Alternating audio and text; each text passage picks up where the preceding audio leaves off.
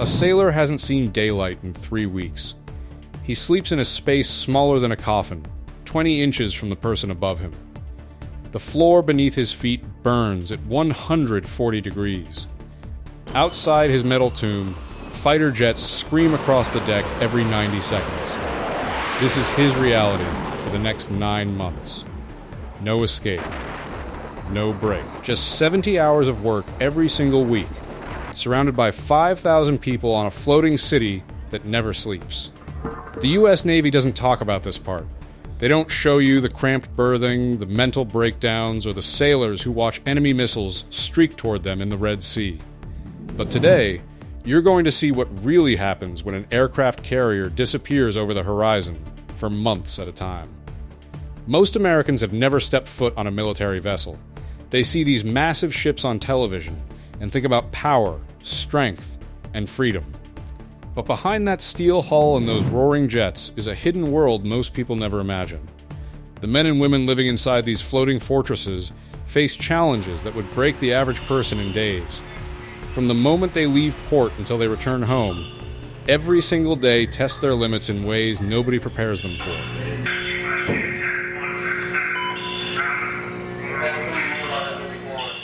Introduction. Aircraft carriers are often called cities at sea, and for good reason.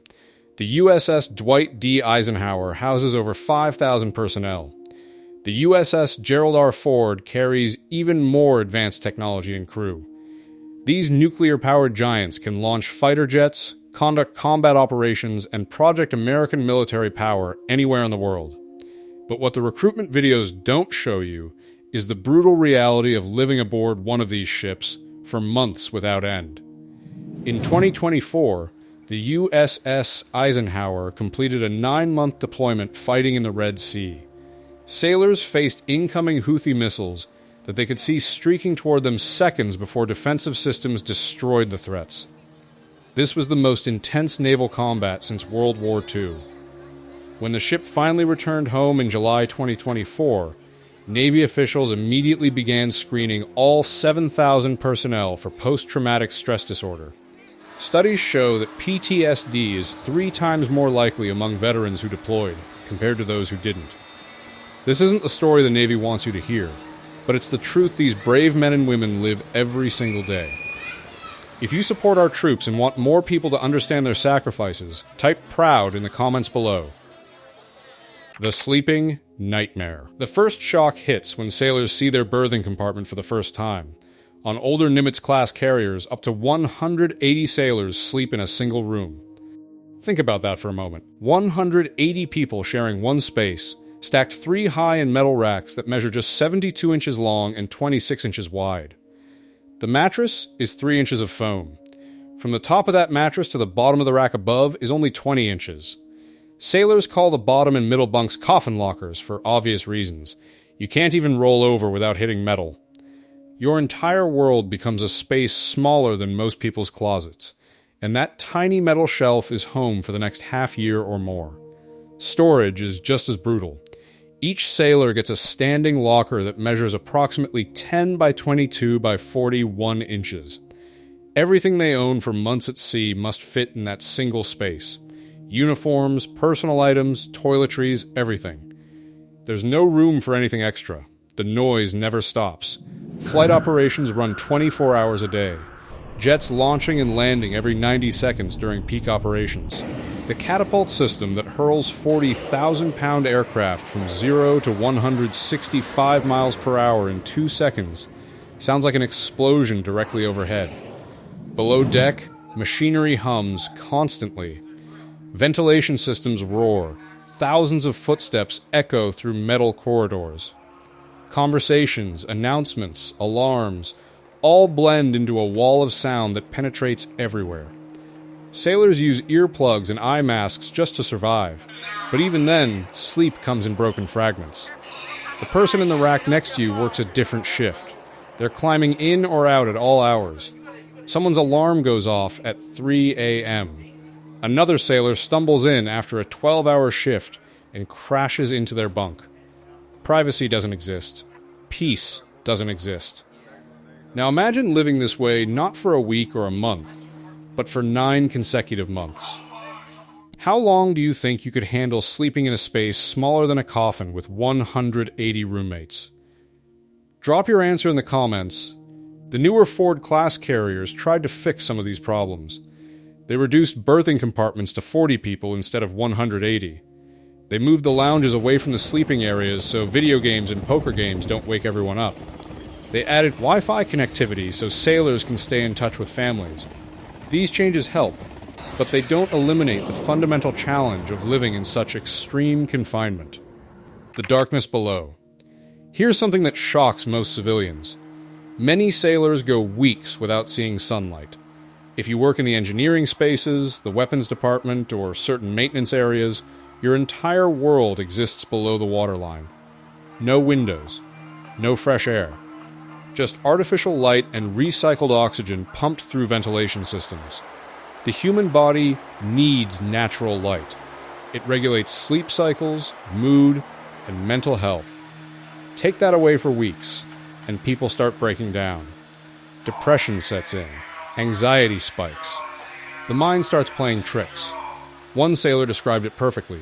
He said it felt like being buried alive, except the tomb keeps moving, and the walls are always hot. Speaking of heat, the engineering spaces are a special kind of hell. Down in the reactor rooms and machinery spaces, temperatures regularly hit 120 to 140 degrees Fahrenheit. The sailors working there can only stay for 1 hour at a time before they risk serious heat-related illness. Then they rotate out, cool down, hydrate, and go back in. Imagine working in a sauna for an hour, taking a short break, then going right back in. Now do that every single day for months. These engineers keep the carrier's nuclear reactors running, maintain the systems that provide power to launch jets, and ensure the ship can operate anywhere in the world. Their work is critical, and the conditions are absolutely brutal, feeding 5,000 people every day. The logistics of feeding an aircraft carrier crew sound impossible until you see the numbers. On the USS Harry S. Truman, 114 culinary specialists prepare more than 17,000 meals every single day.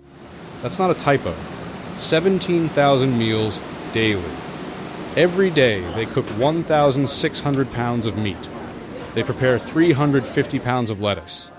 They pour 160 gallons of milk. They open 30 cases of cereal. They brew 20,000 cups of coffee. The galleys operate 22 hours per day, only 2 hours of downtime for cleaning and maintenance. Sailors work in shifts around the clock, so food must always be available. If you finish a 12-hour watch at 3 a.m., you need to eat. The galley is open. Supply ships pull alongside every 7 to 10 days and transfer 400,000 to 1 million pounds of food via cable while both ships are moving. Think about that coordination.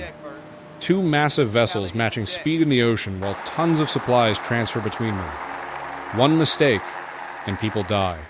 The monthly food bill for a carrier like the USS Gerald R. Ford exceeds $1 million. Daily costs run between $45,000 and $65,000 just for groceries. The Navy rotates through a 21-day menu cycle to prevent sailors from eating the same meals repeatedly. They even include special theme days like Taco Tuesday and Mongolian Grill to boost morale. Officers eat in separate wardrooms with better menu options. On Sundays, they get brunch with scrambled eggs, French toast, and fresh waffles with maple or strawberry syrup. For dinner, they might get grilled lobster tails with melted butter. Meanwhile, the enlisted sailors eat cafeteria style in crowded mess halls. It's not fair, but it's the military hierarchy. The work never stops. Here's where life on a carrier becomes truly exhausting. Most sailors work 12 hours on, 12 hours off, 7 days a week. No weekends, no days off. Just continuous cycles of work and watch standing for months. But it gets worse. That 12 hours off isn't free time. Sailors still have maintenance duties, training requirements, cleaning responsibilities, and administrative tasks. Many end up working 15 to 16 hours daily. During combat operations, those hours increase even more. The Navy officially calculates the standard Navy workweek at 70 hours. That's the baseline expectation. 70 hours of productive work every single week, month after month, with no breaks. In 2002, the Navy changed this calculation from 67 hours to 70 hours to reduce manning requirements and save money. They literally added 3 hours to the work week on paper to justify having fewer sailors per ship. This decision has had devastating consequences for crew fatigue, maintenance quality, and mental health. Before we dive deeper into the mental health crisis these sailors face, please take a second to like this video and subscribe to our channel. Over 98% of viewers watch without subscribing. It costs you nothing but makes a huge difference to us. Now let's continue.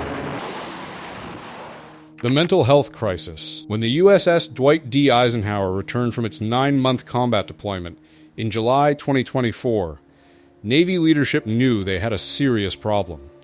These sailors hadn't just endured months at sea. They'd fought the most intense naval combat since World War II. They watched enemy missiles coming at them. They launched over 180 defensive missiles from their ships. They flew 9,000 aerial sorties totaling 21,000 flight hours. They saw things that will haunt them for years. Admiral Darrell Caudle, commander of U.S. Fleet Forces, announced that every single sailor from the strike group would be screened for mental health issues. Over 7,000 personnel. The Navy committed to tracking them for several months to ensure they stay healthy during the transition back to normal life. This level of attention is new. For decades, the military culture discouraged sailors from seeking mental health help. Admitting you were struggling could end your career. So people suffered in silence. They self-medicated with alcohol. They developed post-traumatic stress that went untreated. Some took their own lives.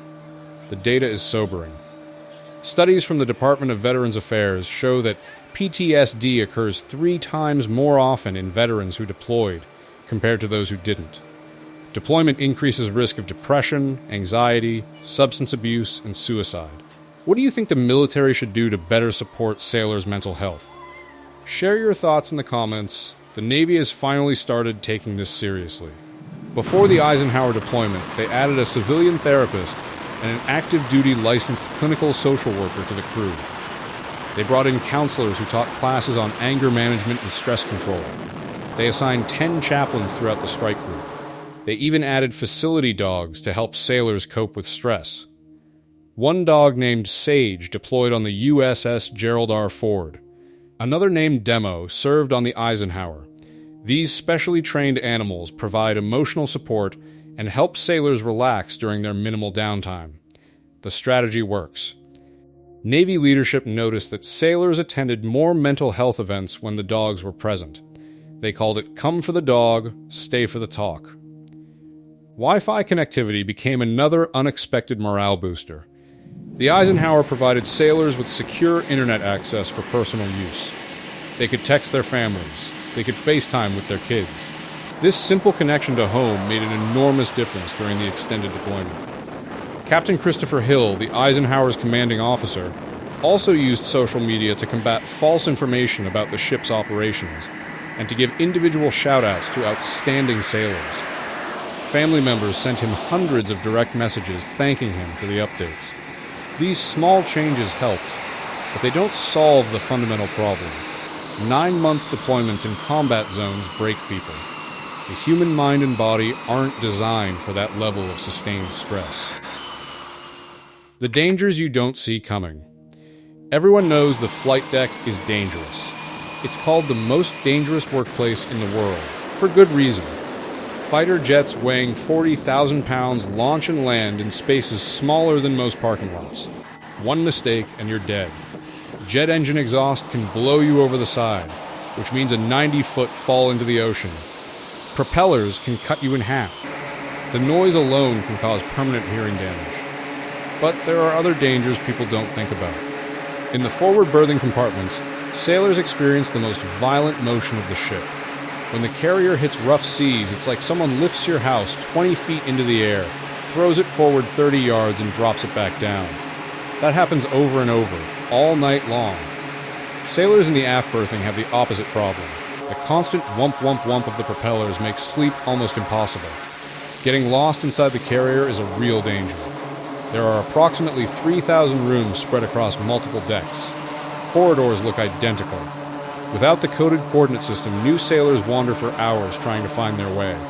The Navy's official advice is to follow someone who's been there before. Then there's the risk nobody talks about. Suicide. The isolation, stress, and confinement push some sailors past their breaking point. The Navy has implemented prevention programs, but the problem persists.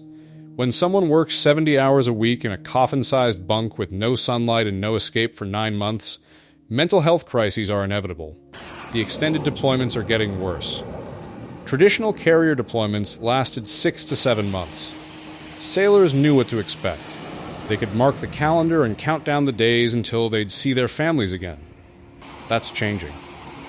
Recent data from 2024 and 2025 shows deployments now regularly extend to 8 or 9 months.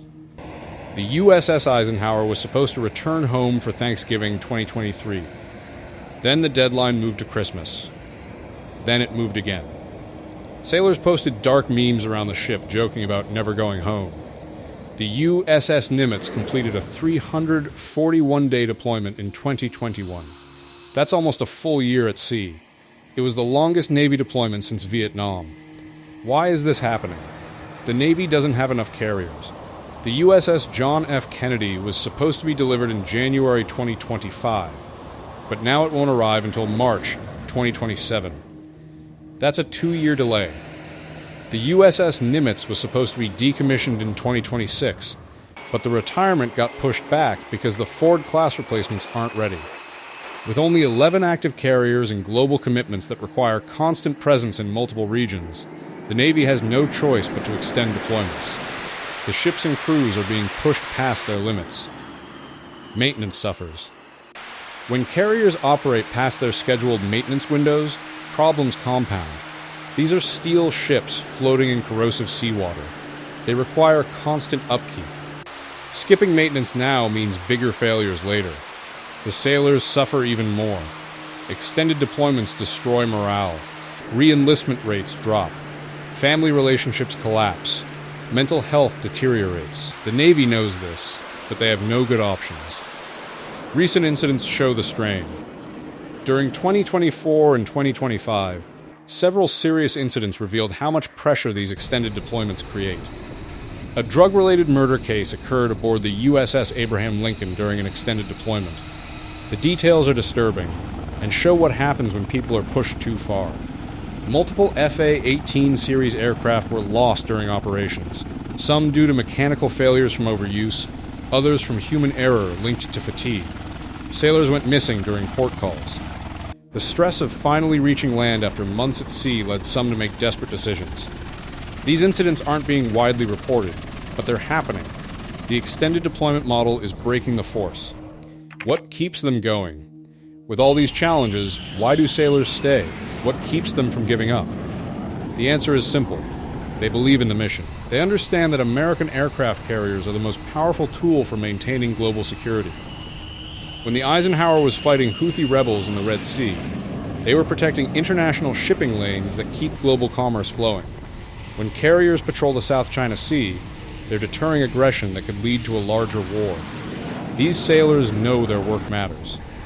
They know the sacrifices they make protect millions of Americans who will never know their names. There's also a bond that forms between crew members. When you live through months of hardship together, you develop a connection that civilians can't understand. The sailor in the rack next to you becomes family. The petty officer who yells at you during drills is the same person who will drag you to safety if things go wrong. You trust each other with your lives. Veterans who served on carriers describe it as the hardest and most meaningful time of their lives. They wouldn't trade the experience, but they also wouldn't want to do it again. Conclusion. Life on an aircraft carrier for months at sea is nothing like most Americans imagine. It's not a cruise. It's not an adventure. It's 70-hour work weeks in spaces smaller than coffins. It's sleeping 3 feet from 180 people while jets scream overhead. It's watching enemy missiles streak toward you and trusting your shipmates to keep you alive. It's going weeks without seeing the sun. It's eating the same rotating menu for 9 months straight. It's sacrificing everything so the rest of America can sleep safely. The men and women serving on these carriers are the backbone of American naval power. They deserve more than our thanks. They deserve proper support, adequate manning, reasonable deployment lengths, and mental health resources that actually work. The next time you see an aircraft carrier on the news, remember what you learned today. Behind that impressive steel hull are thousands of Americans living in conditions most people couldn't endure for a week, let alone 9 months. If this video opened your eyes to what our sailors really go through, hit that like button and subscribe for more content that honors our military. Drop a comment sharing your respect for these incredible Americans. They've earned it.